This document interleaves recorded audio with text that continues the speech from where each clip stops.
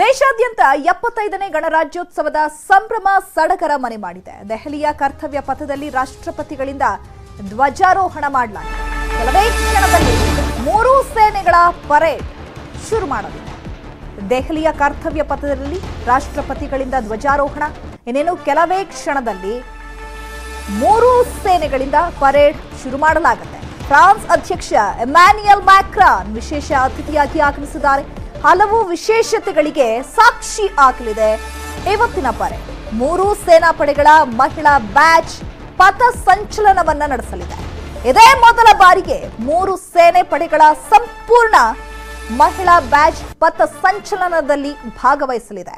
ಸೇನಾ ವಾದ್ಯ ವೃಂದದ 100 ಮಹಿಳಾ ಕಲಾವಿದರು ಪ್ರಥಮ ಬಾರಿಗೆ ಭಾರತೀಯ ಸಂಗೀತ ಸಾಧನಗಳಾದ ಶಂಖ, ನಾದಸ್ವರ ಹಾಗೂ ಡೊಳ್ಳು ಬಾರಿಸಲಿದ್ದಾರೆ. ಕರ್ತವ್ಯ ಪಥದಲ್ಲಿ 77,000 ಜನ ಕೂರೋದಕ್ಕೆ ಆಸನದ ವ್ಯವಸ್ಥೆ ಮಾಡಲಾಗಿದೆ.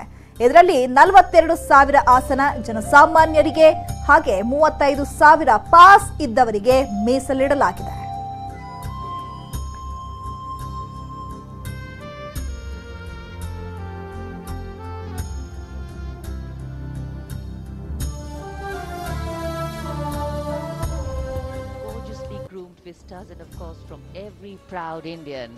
ದೆಹಲಿಯ ಕರ್ತವ್ಯ ಪಥದಲ್ಲಿ ಧ್ವಜಾರೋಹಣವನ್ನ ಮಾಡಲಾಗಿದೆ. ರಾಷ್ಟ್ರಪತಿ ದ್ರೌಪದಿ ಮುರ್ಮುರಿಂದ ಧ್ವಜಾರೋಹಣ ಮಾಡಲಾಗಿದೆ. ಮತ್ತೊಂದು ಕಡೆ ಫ್ರಾನ್ಸ್ ಅಧ್ಯಕ್ಷ ಎಮ್ಯಾನ್ಯುಯಲ್ ಮ್ಯಾಕ್ರಾನ್ ವಿಶೇಷ ಅತಿಥಿಯಾಗಿ ಆಗಮಿಸಿದ್ದಾರೆ. ಇನ್ನೇನು ಕೆಲವೇ ಕ್ಷಣದಲ್ಲಿ 3 ಸೇನೆಗಳ ಪರೇಡ್ ಶುರು ಆಗಲಿದೆ. ದೇಶಾದ್ಯಂತ 75ನೇ ಗಣರಾಜ್ಯೋತ್ಸವದ ಸಂಭ್ರಮ ಸಡಗರ ಮನೆ ಮಾಡಿರುವಂತದ್ದು. ವಿಶೇಷವಾಗಿ ಸಿದ್ಧತೆಗಳನ್ನ ಕೂಡ ಮಾಡಿಕೊಳ್ಳಲಾಗಿದೆ. ಇದೇ ಮೊದಲ ಬಾರಿಗೆ 3 ಸೇನೆ ಪಡೆಗಳ ಸಂಪೂರ್ಣ ಮಹಿಳಾ ಬ್ಯಾಚ್ ಪಥ ಸಂಚಲನದಲ್ಲಿ ಭಾಗವಹಿಸಲಿದೆ. ಕರ್ತವ್ಯ ಪಥದಲ್ಲಿ ಕಳೆಗಟ್ಟಿದೆ ಸಂಭ್ರಮ ಸಡಗರ. 3 ಸೇನೆಗಳ ಮಹಿಳಾ ಬ್ಯಾಚ್ನಿಂದ ಪಥ ಸಂಚಲನವನ್ನ ನಡೆಸಲಾಗುತ್ತೆ. ಸೇನಾ ವಾದ್ಯ ವೃಂದದ 100 ಮಹಿಳಾ ಕಲಾವಿದರು ಈ ಕಾರ್ಯಕ್ರಮದಲ್ಲಿ ಭಾಗಿಯಾಗ್ತಿದ್ದಾರೆ. ಶಂಖ, ನಾದಸ್ವರ, ಡೊಳ್ಳು ಕಲೆಗಳ ಪ್ರದರ್ಶನವನ್ನ ಮಾಡಲಾಗಿದೆ. 77,000 ಜನ ಕೂರೋದಕ್ಕೆ ಆಸನದ ವ್ಯವಸ್ಥೆಯನ್ನ ಮಾಡಲಾಗಿದೆ. ಮತ್ತೊಂದು ಕಡೆ 42,000 ಆಸನ ಜನಸಾಮಾನ್ಯರಿಗೆ ಮೀಸಲು ಇಡಲಾಗಿದೆ. ಅದರ ಜೊತೆಗೆ 2019 ವಾಯುಸೇನೆಗೆ ತೇಜಸ್ ಸೇರ್ಪಡೆ ಆಗಿತ್ತು. खास है क्योंकि लगभग 13,000 विशेष अतिथियों को आज की इस परेड को देखने के लिए विशेष ರಾಜ್ಯದಲ್ಲಿ ಗಣರಾಜ್ಯೋತ್ಸವದ ಸಂಭ್ರಮ ಸಡಗರ. ಬೆಂಗಳೂರಿನ ಮಾಣಿಕ್ ಷಾ ಪರೇಡ್ನಲ್ಲಿ ಧ್ವಜಾರೋಹಣ ಮಾಡಿ ಇನ್ನೇನು ಕೆಲವೇ ಕ್ಷಣದಲ್ಲಿ ರಾಜ್ಯವನ್ನ ಉದ್ದೇಶಿಸಿ ರಾಜ್ಯಪಾಲರು ಭಾಷಣವನ್ನ ಮಾಡಲಿದ್ದಾರೆ. ಇನ್ನೇನು ಕೆಲವೇ ಕ್ಷಣದಲ್ಲಿ ರಾಜ್ಯವನ್ನ ಉದ್ದೇಶಿಸಿ ರಾಜ್ಯಪಾಲರು ತಾವರ್ ಚಂದ್ ಗೆಹ್ಲೋಟ್ ಭಾಷಣವನ್ನ ಮಾಡುತ್ತಿದ್ದಾರೆ. ಕಾರ್ಯಕ್ರಮದಲ್ಲಿ ಸಿಎಂ ಸಿದ್ದರಾಮಯ್ಯ ಹಾಗೂ ಡಿಸಿಎಂ ಡಿಕೆ ಶಿವಕುಮಾರ್ ಭಾಗಿಯಾಗಿದ್ದಾರೆ. ಈ ಬಾರಿ ಗಣರಾಜ್ಯೋತ್ಸವದಲ್ಲಿ ಕೇರಳ ಪೊಲೀಸ್ ಪಡೆ, ಭಾರತ ಸ್ಕೌಟ್ಸ್ ಮತ್ತು ಗೈಡ್ಸ್, ಎನ್ಸಿಸಿ ಸೇವಾದಳ, ವಿವಿಧ ಶಾಲಾ ತಂಡಗಳು ಸೇರಿದಂತೆ 38 ತುಕಡಿಗಳಲ್ಲಿ ಒಟ್ಟು 1,150 ಜನ ಭಾಗಿಯಾಗ್ತಿದ್ದಾರೆ. 7,000 ಜನರಿಗೆ ಆಸನ ವ್ಯವಸ್ಥೆ ಮಾಡಲಾಗಿದೆ. ವಿಶೇಷ ಆಹ್ವಾನಿತರಿಗಾಗಿ ಹಳದಿ ಕಾರ್ಡ್ ವಿತರಿಸಲಾಗಿದೆ. ಮಾಣಿಕ್ ಷಾ ಗ್ರೌಂಡ್ ಸುತ್ತಮುತ್ತ ಹೈ ಸೆಕ್ಯೂರಿಟಿಯನ್ನ ನೀಡಲಾಗಿದೆ. ಮಾಣಿಕ್ ಷಾ ಪರೇಡ್ನಲ್ಲಿ ಧ್ವಜಾರೋಹಣ ನೆರವೇರಿಸಲಾಗಿದೆ. ದೃಶ್ಯದಲ್ಲಿ ನೋಡ್ತಾ ಇದ್ದೀರಲ್ಲ, ರಾಜ್ಯಪಾಲರು ಧ್ವಜಾರೋಹಣವನ್ನ ನೆರವೇರಿಸ್ತಾ ಇದ್ದಾರೆ. ತಾವರ್ ಚಂದ್ ಗೆಹ್ಲೋಟ್ ಅವರು. ದೇಶಾದ್ಯಂತ 75ನೇ ಗಣರಾಜ್ಯೋತ್ಸವದ ಸಂಭ್ರಮ ಸಡಗರ. ಈಗ ಬೆಂಗಳೂರಿನ ಮಾಣಿಕ್ ಷಾ ಪರೇಡ್ನಲ್ಲಿ ಧ್ವಜಾರೋಹಣವನ್ನ ನೆರವೇರಿಸಿದ್ದಾರೆ ರಾಜ್ಯಪಾಲರು ತಾವರ್ ಚಂದ್ ಗೆಹ್ಲೋಟ್ ಅವರು.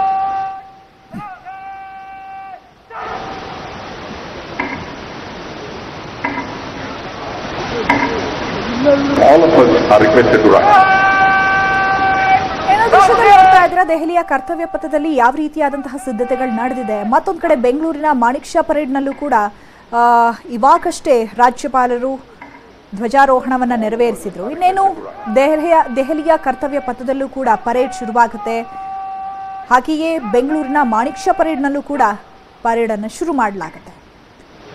ಬೆಂಗಳೂರಿನ ಮಾಣಿಕ್ ಷಾ ಪರೇಡ್ನಲ್ಲಿ ಸಿಎಂ ಸಿದ್ದರಾಮಯ್ಯ, ಡಿಕೆ ಶಿವಕುಮಾರ್ ಭಾಗಿಯಾಗಿದ್ದಾರೆ. ಮತ್ತೊಂದು ಕಡೆ ದೆಹಲಿಯ ಕರ್ತವ್ಯ ಪಥದಲ್ಲಿ ಪ್ರಮುಖವಾಗಿ ದೇಶದ 75ನೇ ಗಣರಾಜ್ಯೋತ್ಸವ ಆಗಿರೋದ್ರಿಂದ ಎಮ್ಯಾನ್ಯುಯಲ್ ಮ್ಯಾಕ್ರಾನ್ ಅವರು ಕೂಡ ಅತಿಥಿಯಾಗಿ ಆಗಮಿಸಿದ್ದಾರೆ. All of us are requested to rise. ಇವತ್ತು ದೇಶಾದ್ಯಂತ 75ನೇ ಗಣರಾಜ್ಯೋತ್ಸವ ಸಂಭ್ರಮ ಸಡಗರ ಮನೆ ಮಾಡಿದೆ. ಬೆಂಗಳೂರಿನ ಮಾಣಿಕ್ ಷಾ ಪರೇಡ್ನಲ್ಲೂ ಕೂಡ ಸಕಲ ಸಿದ್ಧತೆಗಳನ್ನು ಮಾಡಿಕೊಳ್ಳಲಾಗಿದೆ. ಪೊಲೀಸ್ ಸಿಬ್ಬಂದಿಗಳನ್ನು ನಿಯೋಜನೆ ಮಾಡಲಾಗಿದೆ. ಸದ್ಯಕ್ಕೆ ಈಗ ರಾಜ್ಯಪಾಲ ತಾವರ್ಚಂದ್ ಗೆಹ್ಲೋಟ್ ಅವರು ಧ್ವಜಾರೋಹಣವನ್ನ ನೆರವೇರಿಸಿದ್ದಾರೆ. ಇನ್ನೇನು ಕೆಲವೇ ಕ್ಷಣಗಳಲ್ಲಿ ರಾಜ್ಯವನ್ನ ಉದ್ದೇಶಿಸಿ ಸಹ ಭಾಷಣವನ್ನ ಮಾಡಲಿದ್ದಾರೆ. ಮಾಣಿಕ್ ಷಾ ಪರೇಡ್ನಲ್ಲಿ ಧ್ವಜಾರೋಹಣ ನೆರವೇರಿದ್ದಾಗಿದೆ. ಇನ್ನೇನು ಕೆಲವೇ ಕ್ಷಣಗಳಲ್ಲಿ ರಾಜ್ಯವನ್ನ ಉದ್ದೇಶಿಸಿ ಮಾತನಾಡಲಿದ್ದಾರೆ. ಹಾಗೆ ಸಿಎಂ ಸಿದ್ದರಾಮಯ್ಯ, ಡಿಕೆಶಿ ಅವರು ಕೂಡ ಭಾಗಿಯಾಗಿದ್ದಾರೆ.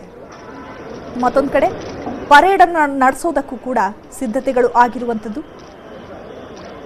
ಮಾಣಿಕ್ ಷಾ ಪರೇಡ್ ಮೈದಾನದ ಸುತ್ತ ಸಿಸಿಟಿವಿ ಕ್ಯಾಮೆರಾಗಳನ್ನು ಅಳವಡಿಸಲಾಗಿದೆ. ಯಾವುದೇ ಅಹಿತಕರ ಘಟನೆ ನಡೆಯದಂತೆ ಪೊಲೀಸರು ಹದ್ದಿನ ಕಣ್ಣಿಟ್ಟಿದ್ದಾರೆ.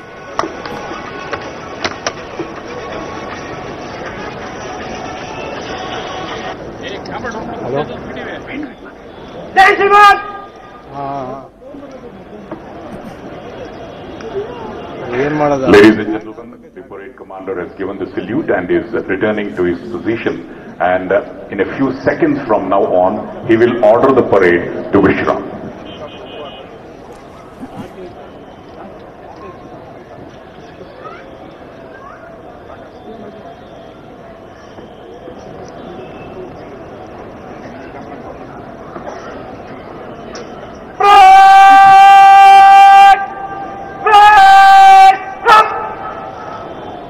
ಇನ್ನೀಗ ಮಾನ್ಯ ರಾಜ್ಯಪಾಲರಿಂದ ನಾಡಿನ ಜನತೆಗೆ ಗಣರಾಜ್ಯೋತ್ಸವದ ಸಂದೇಶ.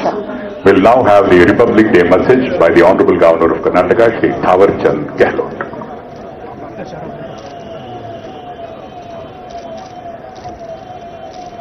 75वें गणतंत्र दिवस के अवसर पर मैं कर्नाटक के निवासियों को हार्दिक बधाई एवं शुभकामनाएं देता हूं।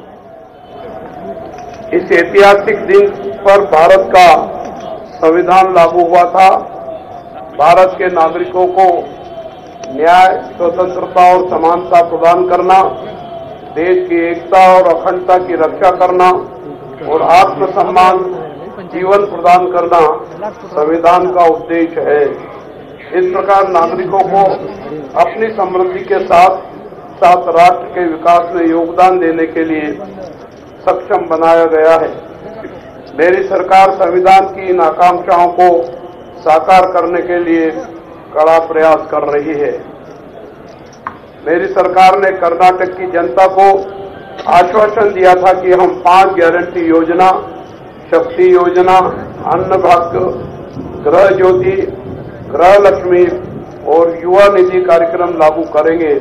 और मुझे बताते हुए खुशी हो रही है कि हमने राज्य में सभी 5 गारंटी योजना लागू कर दी है। 11 जून 2023 को महत्वाकांक्षी योजना शक्ति योजना महिलाओं के लिए मुफ्त यात्रा से महिला सशक्तिकरण की दिशा में मेरी सरकार ने एक नया कदम उठाया है। इस योजना से राज्य की 3.5 करोड़ महिलाएं लाभान्वित हो रही है, जिनमें लैंगिक अल्पसंख्यक और छात्र भी शामिल हैं। शक्ति योजना की शुरुआत से अब तक महिलाओं ने 134.34 करोड़ बार यात्राएं कर इस योजना का लाभ उठाया है।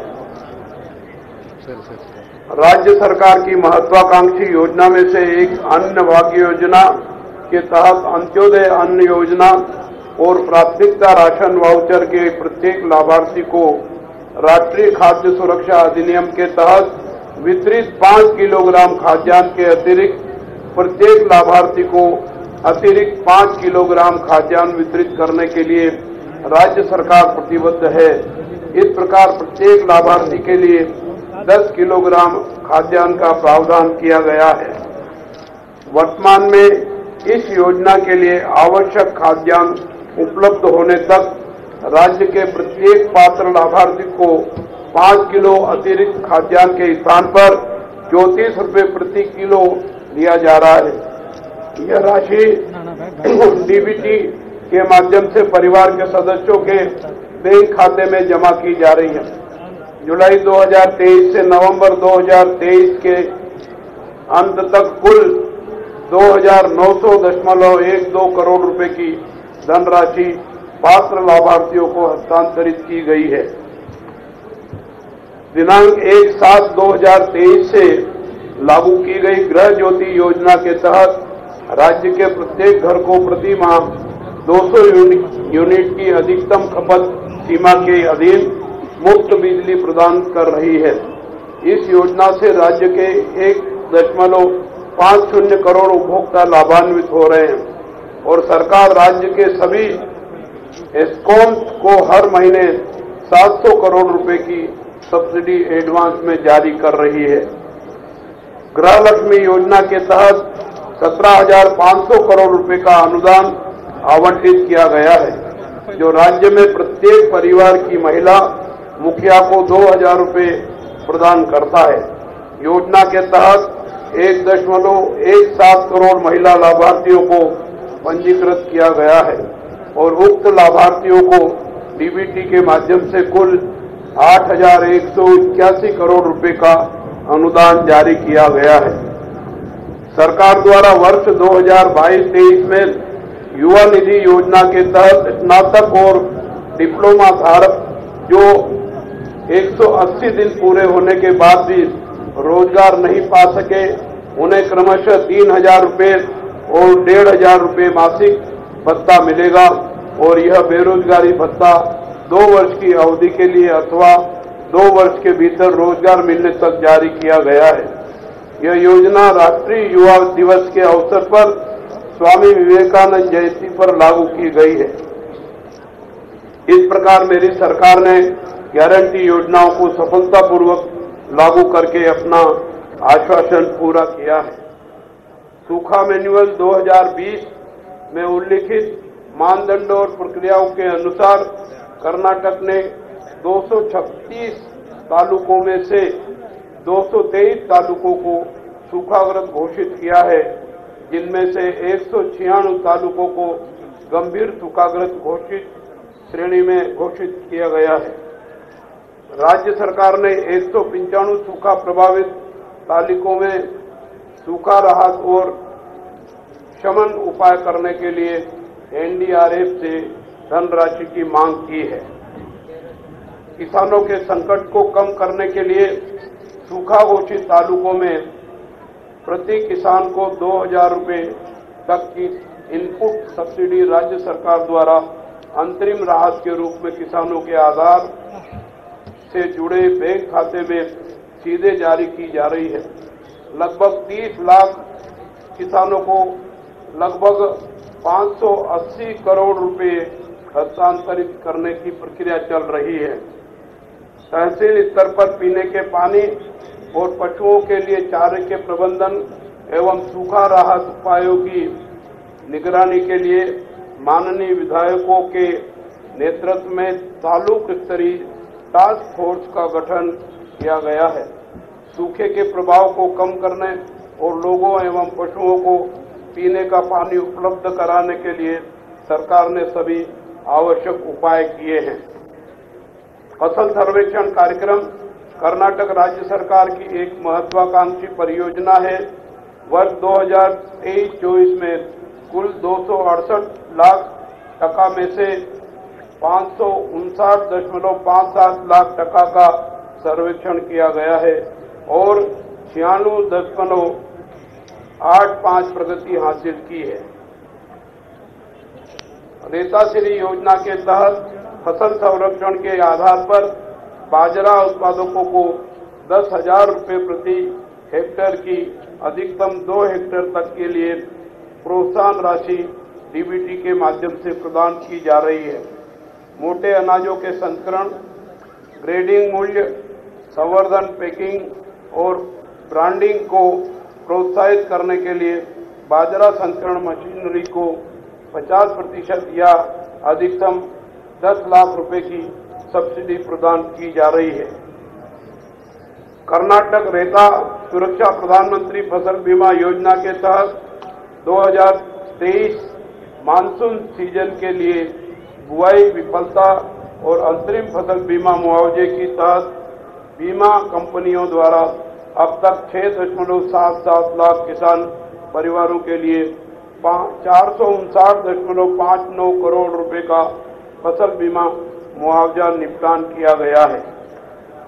महात्मा गांधी राष्ट्रीय ग्रामीण रोजगार गारंटी योजना के तहत जनवरी 2023 से दिसंबर 2023 के अंत तक 37.0